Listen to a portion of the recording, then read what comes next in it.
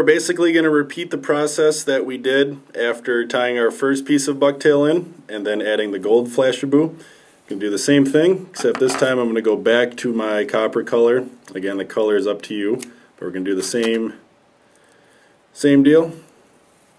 Grab a similar size chunk of flashaboo, lay that back down on the top, spread it around the hook as good as we can, a few loose wraps, and then really tie that in. And just kind of tease that up and around our bucktail to make use of it so that we get this nice, tall, baitfish-like shape. And I'm just going to pull back some of my tag ends,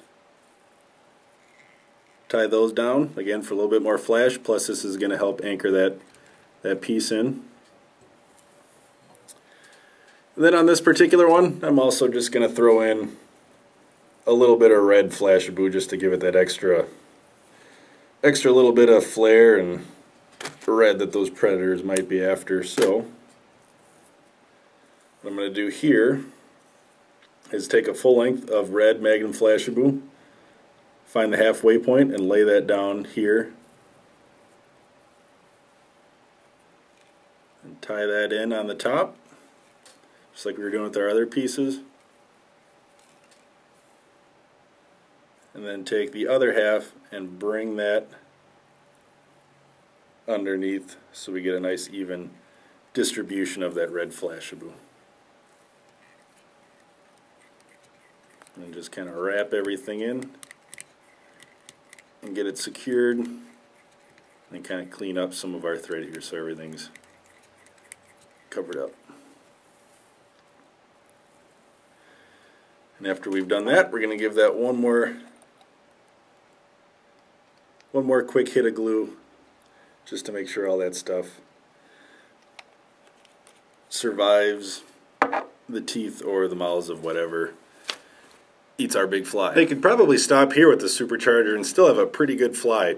The last thing that we're going to do though is add a little bit of baitfish emulator, which is a synthetic material that's hanked so that we can wrap it quite easily. This just helps build up a little bit of a bigger head on the fly, and it'll help it push a little bit more water so that those big predators can find this fly in the water.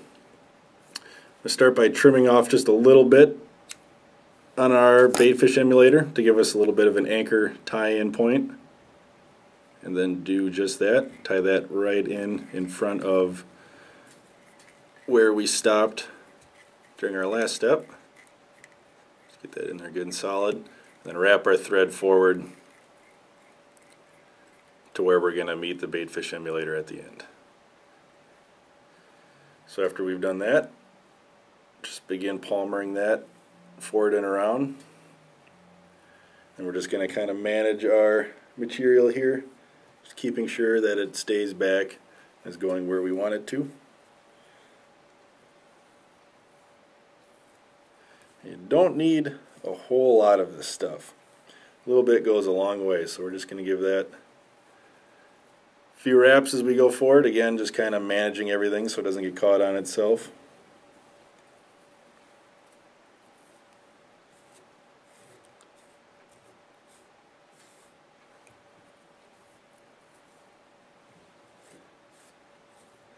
As you can see, that's going to give us that little bit of extra size up in the front, a little bit of a bigger profile for the fish to find both visually and through their lateral lines as that pushes water and sends out a little bit of that footprint that they can hone in on.